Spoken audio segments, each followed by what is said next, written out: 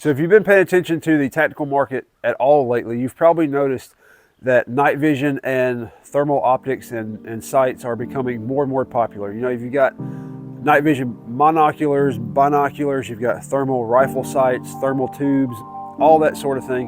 But one thing that hasn't really been done is a small thermal sight until now.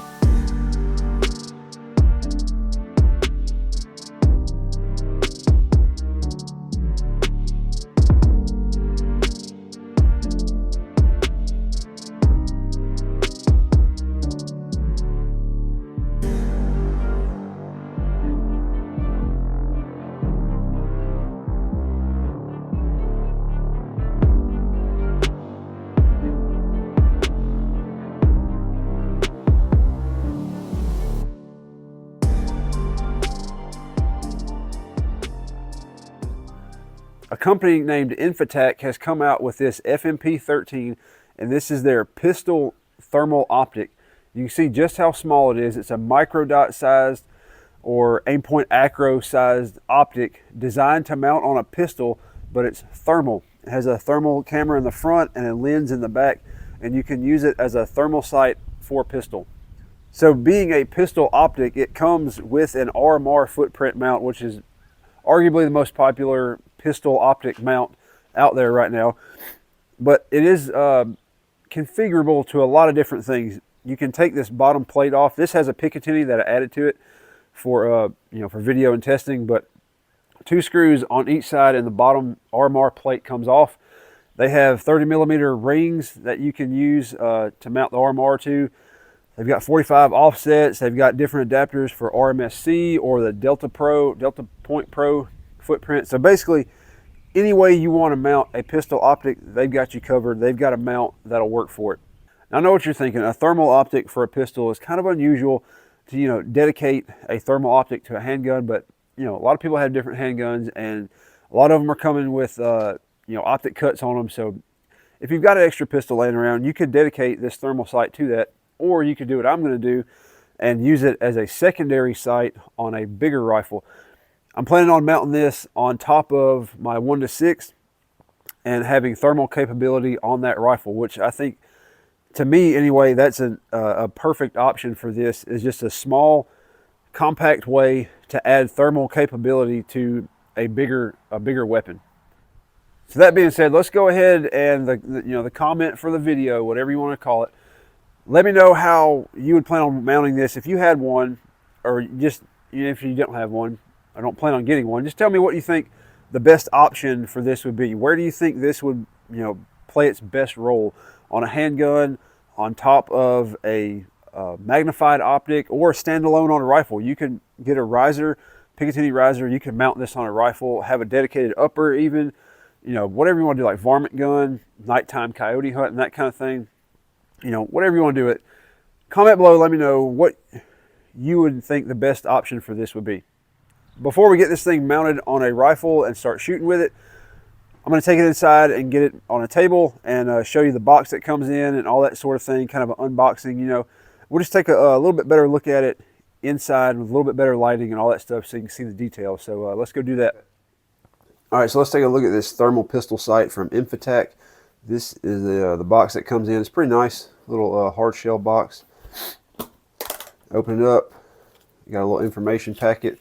It's got all your stuff, your specs, instructions, all that stuff. How to zero it, how to change the. There's different mounts that come out that you can get with it. They don't come with it. You can get with it.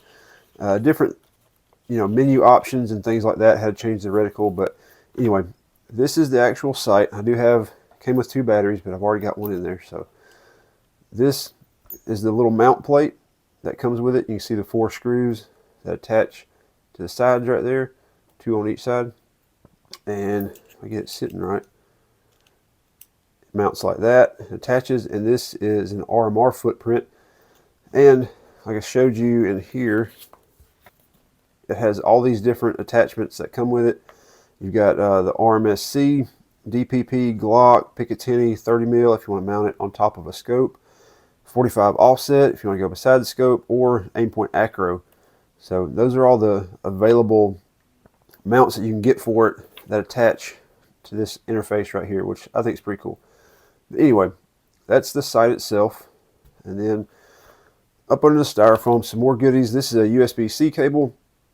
It's not for charging it. It's just for, well, connecting it to a computer or a power supply. You can run it from the cable, but the cable doesn't charge the battery. It's kind of unique how it does that, but I guess if you had like a power bank for like when you charge your phone with, you could plug it into that and run it, which is kind of not ideal because it's a pistol sight, but you know, at any rate, you can run it with the USB cable. Lens cloth, because it is a thermal camera on the front and it has a display on the back, so that's nice. Torx wrench with a bunch of screws.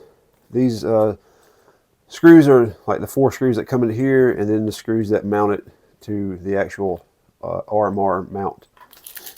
A sticker and a patch, and then 2 thermal zeroing sights, because if you look through this at a regular paper target, it's just going to blend in. You got to have something to either reflect thermal or be hot, or higher temperature than your surrounding, so you can see it through the sight. So they give you thermal zeroing targets.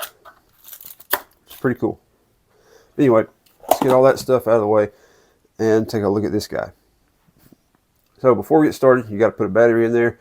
Take one of their supplied batteries, positive down, stick it in there, and put the cap back on. This battery cap's pretty neat because the little flap comes up, so it's no tools required.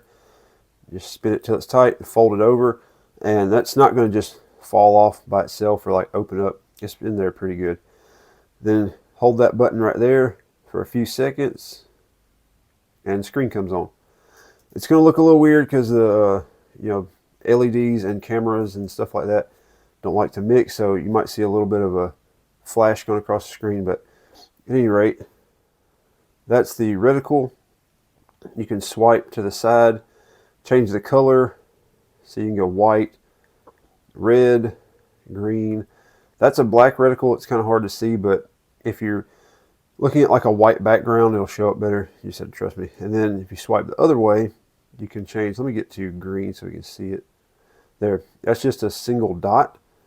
Then you can go small reticle or big reticle, kind of like an EOTech, and then back to the dot. So that's pretty cool. Then if you swipe up, you can change the color. So, well, we kind of saw it. You can kind of go from, this would be like blue with like green and red as the heat signature. And then you've got one that is black and white with a white heat signature, and then black and white with black heat signature. And then the last one is black and white with an orange or red heat signature. Can't see it right here, but I'll roll in some video or some footage at night so you can see it a little bit better.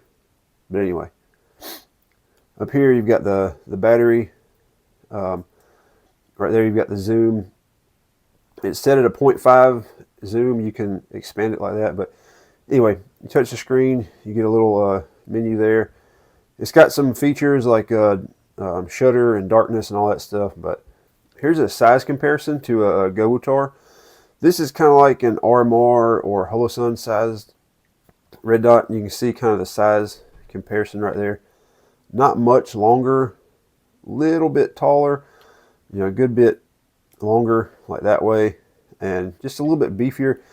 It's noticeably heavier because you got more going on. You've got a camera, a lens, battery, all that stuff, and this is really just a battery, a frame, and a little emitter and a piece of glass. So it's a little bit heavier, which I'm not quite sure how that'll do on a handgun, like the weight.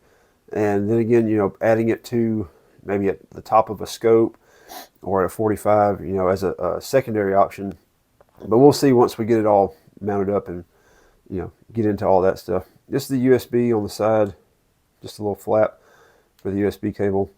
It closes up, watertight, all that stuff. So yeah, there it is. Got your power button, power and off button. If you hold it down, it does have, you can just quick tap it and go in like standby mode. So if you're not really using it, you can kind of save that battery and then just give it one tap, and well, you can see the reticle there. It's back on. Give it one tap, standby, tap it back, and there it is.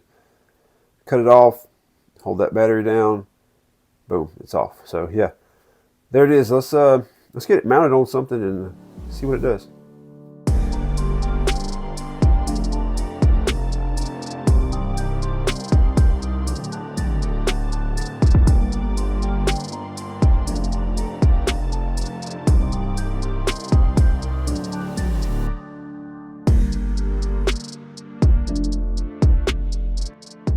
All right, guys, so like I said earlier, I'm gonna mount this FMP13 on top of my 1:6 on my 16-inch rifle right here.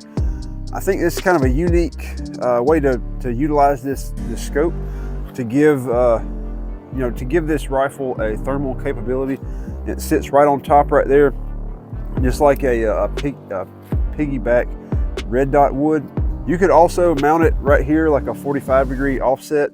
I think that would probably work great. Any way you can mount a pistol-sized red dot on a rifle, you can do with this. Like I said, it's got all those adapter plates that mount to the bottom of it, so you can really do whatever you want to with it. And like I said earlier, let me know how, what you think your preferred method of using this would be on a handgun, even like a shotgun, a 22, something like that, or like I've got it mounted piggyback style on this AR-15. So I'm really excited to get some time behind this. This was just kind of a short introductory video to kind of show what this scope is and what it kind of can do. And so I'm gonna get some time shooting this thing and really using it. And there will be a longer, more detailed, more in-depth video later. So y'all stay tuned for that. And yeah, we're gonna have some fun with this thing.